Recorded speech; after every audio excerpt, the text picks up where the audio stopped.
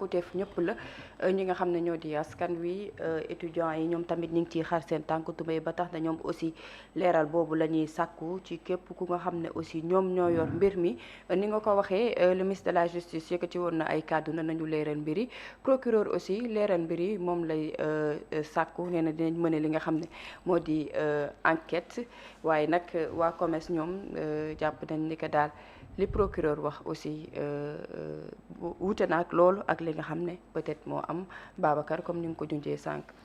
non dama ci xaw a am tuuti nag problème.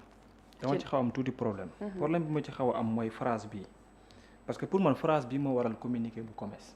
à ce stade les éléments disponibles ne corroborent pas les rumeurs faisant état de violence physique exercée sur la victime.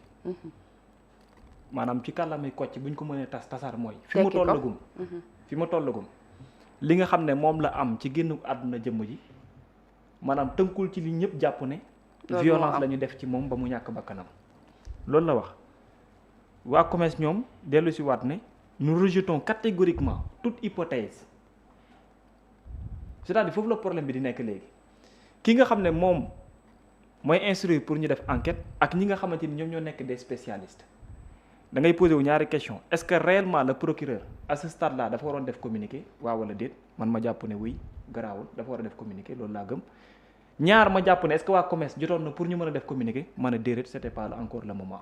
Pourquoi? Très bien parce que moom ba léegi dàqul ne mën na am luy yees lu mën a ñëw sax dindi peut-être moom li mu jàpp ne leeragul ndax résultat yi mu am xam nga fu may waxee mooy enquête gi muy tegi ji.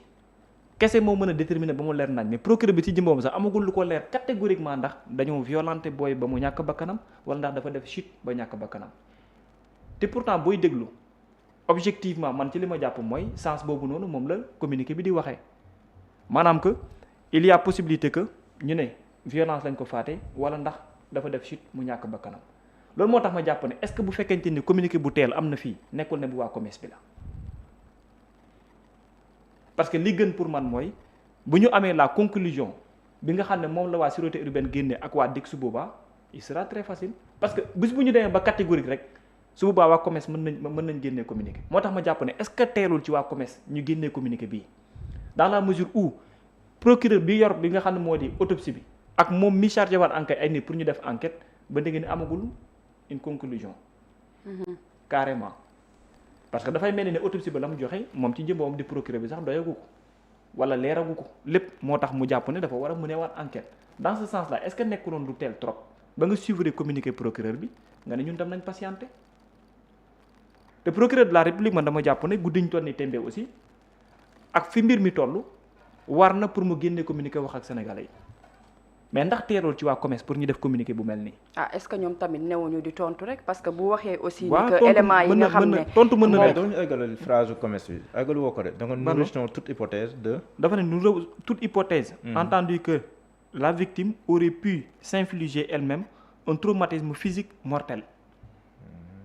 lii ñu wax ni tamit amul kenn ku ko wax de lii ñu wax ni booy lire A ba Z ci li procureur bi wax tam kenn waxu ko ñoom ils n'ont même pas parlé de chute aussi. mais ñoom benn hypothèse lañ waxagul ni li ñu amagul collaboré rek li ci gën a fës maanaam dañ ko téye violenté ko ba mu ñàkk bakkanam xam nga thèse boobu noonu ñu baree bari wax nañu ko. beneen thèse yu chute bi tam ñu baree bari ñu ngi koy wax. xanaa peut-être boo leen di joxañ mooy lan moo tax ñu waxee ci benn thèse bi mooy waxuñu ci mbirum chute bi mais wax seulement ci wàllum violenté bi mais nag ki yor enquête bi ak ki nga xam ne moo yor tamit tous les moyens pour mën a def enquête bi et tout est-ce qu'il n'était pas mieux que nga bàyyi ba mu leeral ne. parce que ñoom ci lu ñu d'accord tamit lu ci lu bëri mooy li autopsie bi wax bokkul ak li nga xam ne moom la procureur bi wax. ñoom ci loolu la ñu autopsie bi li mu wax bokkul non autopsie bi li mu wax mooy. c'est incompatible. ñenn ñi nga xam ne seen xel xam nga man jàng naa ko fi mais sama xel màccul ci wàll. mais ñenn ñi nga xam ne dañoo seen xel dafa màcc ci wàllu ko dañu ne li ñu lim comme ay maanaam non yoo xam ne médecins yi ñoo ko xam dañ ne jëmm ji dafa subir loo xamante ni ay jonju laak ay tëccu laak ay traumatisme crânien ak yooyu te loolu li koy mën a joxe man ci mots yooyu boo demee def définition bi li mu lay jox mooy soit nit ki dañ koy violenté dem na sax da lay liiral lu ci bari ne ci accident wala ci yeneen moom lay doon loolu moom moo koy joxe ci jëmmu nit est-ce que dañ ko dóor ba jëmm ji mel noonu est-ce que ndax dafa def accident ba jëmm ji mel noonu loolu mooy ñaari hypothèses yi taxaw léegi ka nga xamante ni moom mooy procureur de la république mi ci war a chargé wu sax moom amagul une conclusion est-ce que waroon na pour que muy amaat démenti boo xam pas démenti xaw ma leeral. buy jógee ci waa commerce ñëw ci moom. mais man jàpp naa ne procureur bi pour mu wax c'est toujours bien parce que lu mu gàtt dafay leeral ci kanamu askan bi. mais waa commerce est-ce que duñu ay étudiants wala ay dañoo pare seen njàng wala parce que man commerce médecin spécialiste wala chirurgien dentiste am na yeneen syndicat yu ma xam. waaw ñoom est-ce que ñoom yaakaar ay étudiants lañ ñoo xamante ni ñoom ñoo bokkoon ak gone gi ci même.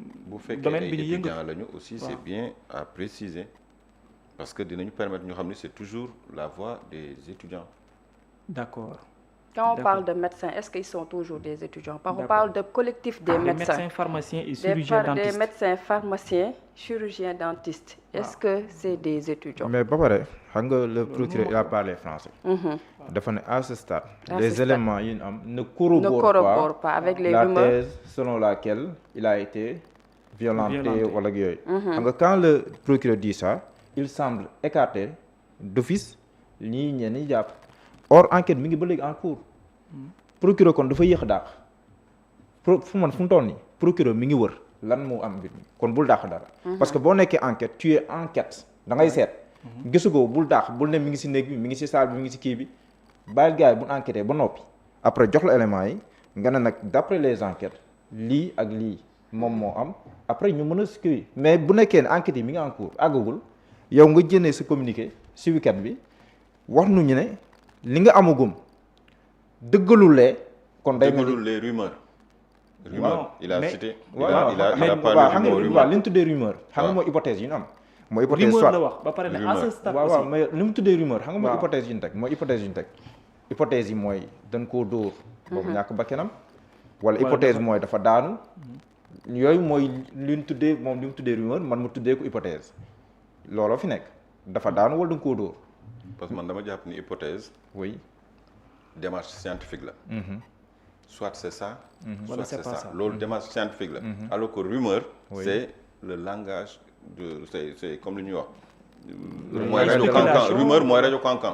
ku nekk da ngay dem ci ni nga ko sentir. léegi lan mooy rumeur yi nekk di daw par rapport ak gone gi yàlla na ko yàlla yërëm. allahumma amiin. rumeur yi mooy dañ koo dóor. ba mu faatu. wala dafa ñàkk dafa tëb daanu wala dafa jóge ci kaw daanu ñaar rumeur yooyu moom moo taxaw kon te boo ko jëlee lépp tamit essence yi interrogation foofu la nan la ñàkk bakkan nu am na léegi nan la ñàkkee bakkanam léegi conformément au rapport d'autopsie bi nga xam ne ni am na ñiy wax ay médecins lañ parce que la médecine ce n'est pas du français am na ko doon naan droit c'est du droit ce n'est pas du droit c'est du français ak yooyu noonu Maître Moussa Diop Maître Moussa Bokar Thiam moo doon wax ne que le droit ce n'est pas du français du droit mais la médecine aussi ce n'est pas du français c'est de la médecine parce que dañoo am seeni termes yoo xam ne nii bu la ko tafsiralu mën nga koo lire te doo ko comprendre kon ñoom autopsie bi ñoom ñoo ko jàngatal seen bopp xam njort li mu war a mën a joxe mooy ay tëccu yu métti tëccu lu violent moo koy def ndax da nga jóge ci kaw daanu tëccu mën na nekk mais ça dépend si yenn partie du corps lay laal loolu tamit scientifiquement les enquêteurs ñoom ñoo koy déterminer wala ndaxte lu dóor nga recevoir ay coups yoo xam moo tax ngay tëccoo si biir am ay hémorragie interne yu demee noonu donc yooyu enquêteur mën nañ ko déterminer mais man je pense que les sachants yi nga xam te ñoom nag nii seen inquiétude yi c'est légitime parce que à ce stade de l'enquête le procureur Diène am nu mu écarté mais ñoom tamit war nañ wax ne bu ñu lire rapport de l'autopsie li mu nu jox mooy lii mun na am war ñu gën a mën a écarté léegi na si des mooy ñu bàyyi enquête yi ñu woy seen liggéey enquête yi woyal seen liggéey ba xam fan la mbir yi di mujjee. ndaxte man de wax dëgg yàlla loolu laa ci comme inquiétude. parce que man je me suis juste dit que ne pas que yor cëggal guyam bëgguma ko tudd noonu parce que leneen moom lay niru mais dama ne ki nga xamante ni dafa bañ bàyyi la à ce stade bu la ko waxee mooy que ne moom ci jëmboo est-ce que réellement sax dàq na que ne ni hypothèse wala rumeur yi nit ñi di wax sax est-ce que mën na nekkul c'est-à-dire li mu téyegum moom la wax te li mu téyegum doyagu ko moo tax mu instruire pour ñu amalaat yeneen enquête.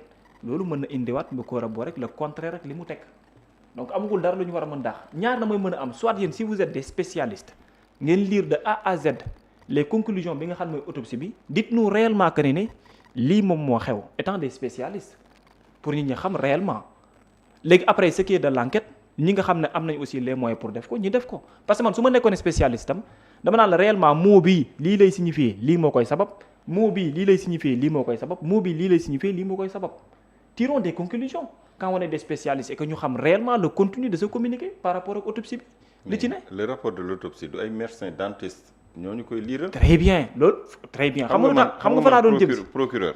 bu fekkee ay yàgg na médecin génn, dentiste waaw. ñoom ñooy spécialiste ci wàllu ko pour liiral ñu ko. pour wax ne lii la war a médecin leer. légiste. très bien médecin légiste ñoom ñoo mën a tirer une conclusion exacte. waaw léegi moo tax ma ne la est-ce que waroon na à ce stade là aussi que le procureur def sorte ñoo xam ne du ñu ay spécialiste ci li rapport bi def comme conclusion ñu mën na ñoom tamit di tirer conclusion de démentir un procureur de la République c'est une question que je me pose en fait est-ce que c'est Pourquoi? pas trop tôt. pourquoi parce que ñoom dañ ko bind ci benn collectif. bu doon ku nekk da nga am sa xalaatu bopp c'est permis. procureur du waxam du bible du coran. procureur maanaam ci wàllum droit lay liggéey mooy maître des poursuites. magistrat la am na xam-xam mais teggul ni lu mu ñu jox suñu loxo rek loolu la. mais lim ñu jox tamit mais tegu ko ci coobare bakkanam de à travers non xam lu tax moo wax loolu. waaw parce que procureur yàgg na yëkkati ay kàddu di ko teg ci penc mi. waay daanaka ñëpp weddi ko. Effectivement. mais ci moom lay mujjee. ba tax moom mooy tënk wax ji. mais du tey ñi war a gëm ñi mën a gëm nañu gëm. ñi mënta gëm tamit mënoo fexe ba ñu gëm. la preuve. man benn sortie moo ma marqué ci génn procureur. waaw mooy Amady Diouf ba mu génnee naan ñu François Mancabou en garde à vue da doon mbëkk grille yi am nañu vidéo 13 minutes. loolu mënuma ko fàtte. mais après te bi ma laajee récemment un témoin a corroboré ses propos. mais taxawal xam nga non dinaa la bàyyi nga li dem ma wax am na dama ne looloo ma gën a marqué. Oui, ci c'est ça. sortie procureur. mais xam te nga bi lu mu tax waxee tamit loolu prudence mais xam bi nga mu lu tax waxee loolu dama prudence laaj bi am ay solo. magistrat waay ñuy nekk di exercer ñu ni ma procureur warul woon a wax loolu. parce que ci secret enquête bi la bokk dès l'instant que wax na ko nag da ko war a mettre sur la place publique. c'est ce qu'ils m'ont fait savoir. Mais te en procureur jour boobu ce qu'il a dit li ma ci gën a marqué du loolu de. vidéo 13 minutes quelqu'un garde à vue mooy sama bët du dañ ci yow ñu bàyyi ko muy mbëkk grille bi 13 minutes ñu toog di ko seetaan ba mu pare ensuite ñu ni am nañ vidéo bi kan moo filmé vidéo bi. loolu léegi violon dafa am caméra. deuxièmement mu dem ba ni peut-être c'était par remords déjà moom condamné na nit ki nee na peut-être c'était par remords moo tax mu doon mbëkk nit ki mu doon mbëkk attey guñ la garde à vue ñu lay jiiñ di la enquête pareego ngay mbëkk grille yi nee nañ am nañ vidéo bi tourné ni peut-être c'était par remords xam nga ko condamné na ko. moo tax man la procureur du lu mu wax rek dañ ci war a jàpp ni lii mooy dëgg gi te du dañ. mais dama ni yow xam nga li nga wax dàquma quoi ko qu'il mais en damay soit ne moom moo yor kàddu gu mujj. très bien mais xam nga li nga wax dàquma ko mais damay ne le procureur de la République il ne fait pas di wax sa xalaat nekkul aussi ci ay rumeurs il se base sur des faits wala peut-être contenu bu mu am comme contenu d'information moom ci loolu lay communiquer à chaque fois muy communiquer ci loolu lay communiquer est-ce que information yi mu lay jox doy na la am wala doyul loolu c'est une question qu'il faut se poser mais il y a une manière pour nga mën a jël contre-pied pour man loolu laa gëm parce que moom li mu wax exactement dafa ne ci stade bi ñu toll nii éléments yi ñu am moom toogul rek ne stade bi ñu toll nii ci li ñu gis de dafa ne éléments yi ñu amagum joxeegul ne nangam ak nangam léegi moo tax ma ne la est-ce que man réponse bi communiqué bii génn su nekkoon communiqué boo xam ne collectif boo xam ne ay légistes ñoo ko def est-ce que du ma ci gën a est-ce que du gën a nekk loo xam ne moo may gënal que ay collectifu médecins chirurgiens wala dentistes xam nga li may wax parce que ñooñu sont des spécialistes pour tirer conclusion par rapport ak ab autopsie mais yéen nekku leen ñu mën a tirer conclusion ci ab autopsie bu ngeen defee communiqué pour prendre le contre-pied du procureur à ce stade-là man aussi mën naa toog poser wu question ne est-ce que réellement teelul ci koo xam ne moom moo yor information yi ba pare war a instruire aussi pour ñu mën a enquête kooku su waxee ki ko war a mën démentir pour man mooy les spécialistes bi nga xam ne war na mën a tirer conclusion peut-être ñoom lu ñu bokk ci waaw loolu aussi c'est bien bokk possible seen nekk seen loolu aussi moroom c'est bien étudiant possible. et tout loolu moo tax tamit ñu génn di daal di loolu aussi mën na nekk ci bile mbir